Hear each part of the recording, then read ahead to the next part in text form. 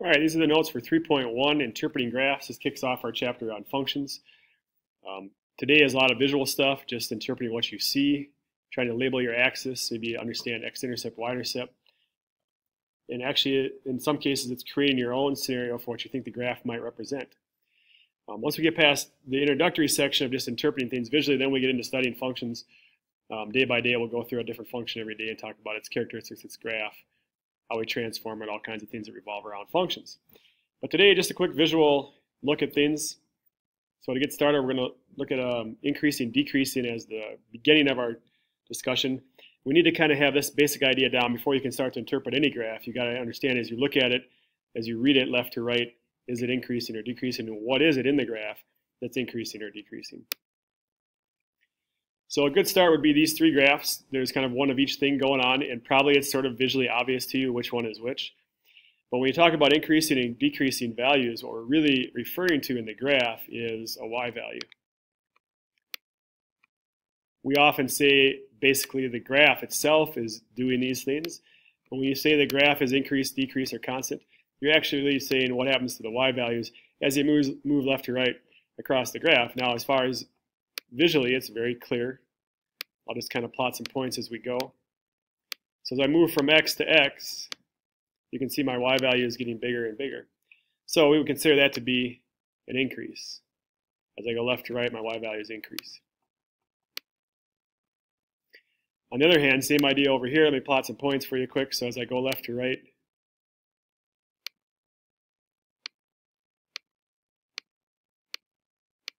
I can see if I'm looking at my corresponding y values, they're getting smaller. So we would consider that to be a decrease. So left to right, as I follow along the graph, my y values are getting smaller. Constant is a fairly simple idea. It just means as you go left to right, your y values don't change. So you see here we're at y is 3, and no matter where I plot a point, all the y values on this line are 3. So my y values are constant, no change.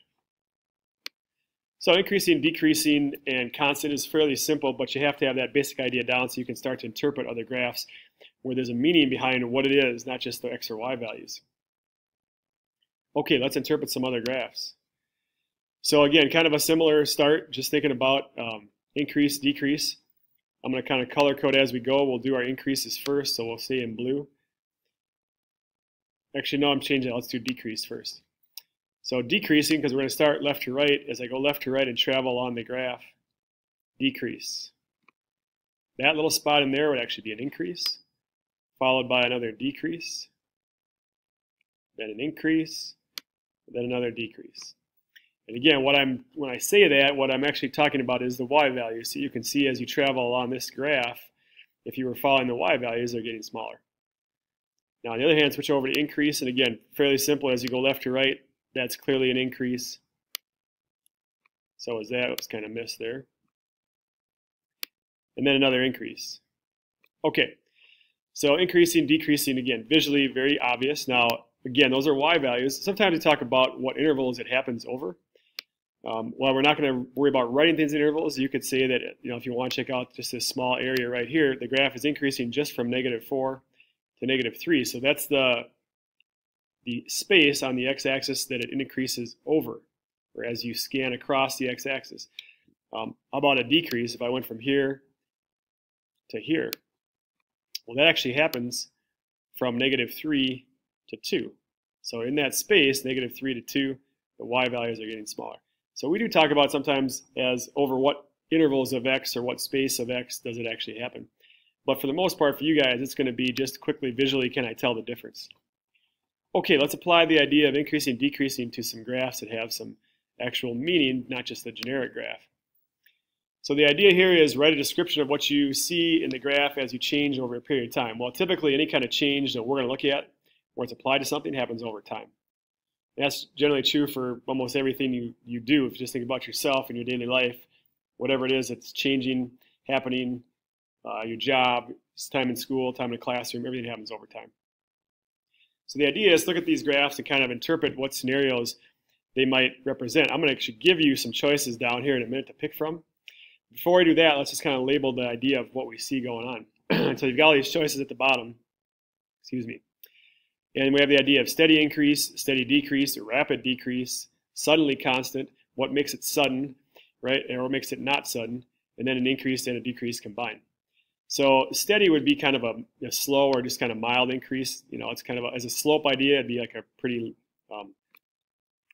well, not flat, but not much of an incline either. So just a real kind of gradual slope. So I would call that a steady increase.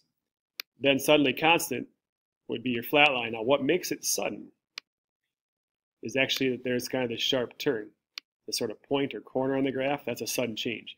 Same thing over here, a sudden change.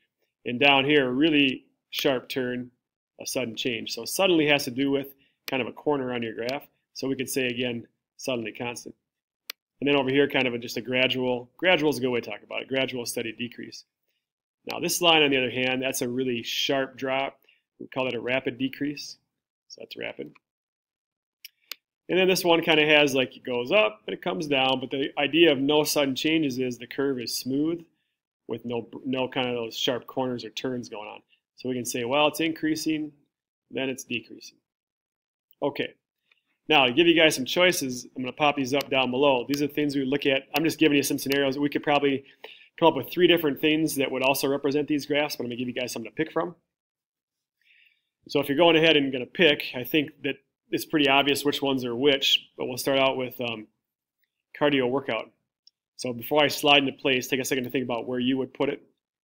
I'm going to put it with this one. The reason being is that if we're thinking about what these things represent, which we'll talk about in a second, but if it's time, when I start my workout, I have kind of a steady increase.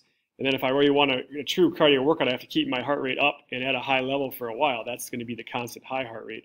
And then I have this cool down period, right, where my heart rate returns back to its normal rate. So to me, that would make sense. Temperature of an object in a freezer, I tend to think that is the middle one, because you put the object in the freezer and its temperature is not freezing, right? It's up here maybe at room temperature, maybe it came out of the fridge, but you put it in and within maybe half hour to 45 minutes, temperature has dropped dramatically down to freezing. Now, once it's frozen, it stays frozen. So that you'd expect a constant temperature going on there.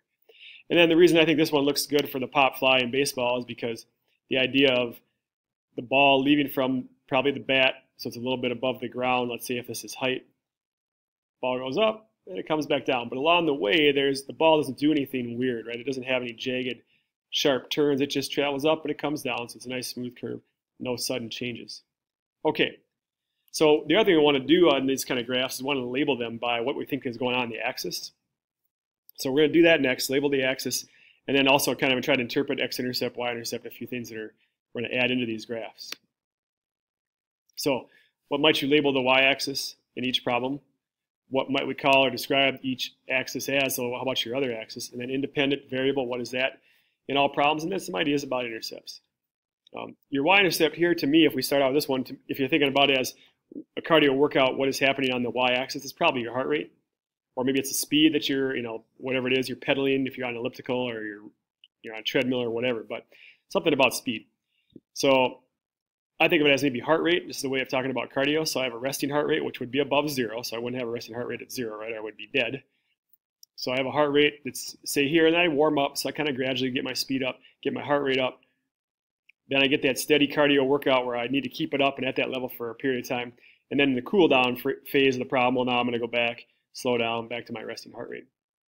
So I see the y-intercept probably as my resting heart rate. Where is it at when I hop on the machine or I start my workout or whatever it is that I'm doing. Temperature-wise, the y-intercept would be, I think, kind of simple. It's the starting temperature of the object. Whatever it is you put in the freezer has a beginning temperature. So we probably say it's a starting temp. So when I look at this axis, I think of this as probably heart rate. I think of this as temperature. And then because of the pop fly, I think of it as height. What's the ball doing? What's its height over time? X-intercept, y-intercept. Let's start with the y-intercept. To me, because that's a little bit above the ground, I think I would interpret that as, the ball just hit the bat. So when I swing that bat and it comes through maybe about waist level, ball is maybe a couple feet off the ground. So that's where the ball is before it leaves the bat. Then it leaves and goes on its pop fly. And then what happens over time is travels the path. And when you get out here to an x-intercept, then we need to actually think of time as part of how we describe it. So we would describe it as the time it takes for the ball to return back to the ground. So how much time has passed until you basically have a height of 0. You're back on the ground. So X would revolve around time, Y would revolve around whatever it is you're calling Y. Now, there's this last question about independent variable. When you think about it, in each problem, what does the idea depend on? It depends on time. So your heart rate depends on the time it's passed, how long you're working out. Temperature depends on how long it's been in the freezer. And pop fly height is dependent on how long it's been in the air. So every time I said that, I said, how long? Right? Those are all the dependent variables. That means time is your independent variable in these problems. So if we're saying independent is time, because time just passes, right? Once you start doing whatever it is you're doing, until you stop, the time is just passing. There's nothing that's changing the time. It just goes. But everything else in these problems depends on time. Time is your independent variable. Okay, I'm going to stop there for this part 1 of the video. We'll do part 2 in a second, kind of another short, maybe around 10 minutes or so.